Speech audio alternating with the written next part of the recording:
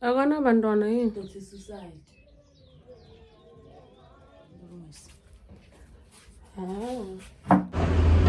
Hey beautiful people, welcome to Nokubongah and you my darlings of Trend and to life in Mkhabela. Hope you just share, you subscribe and become part of this family. So on my way home, I just remembered that there's this kitchen that has been making rounds on Facebook.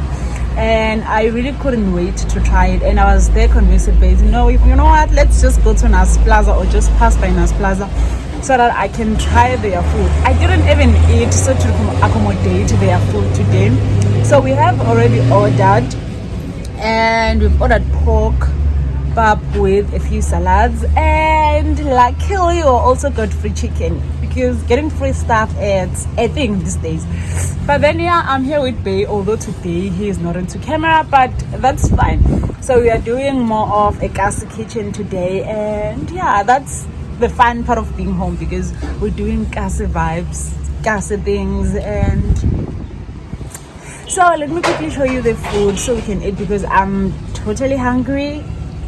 I'm just so invested into taking pictures and videos that I just sometimes forget that I even am hungry. So yeah, let me quickly show you the food before we start eating.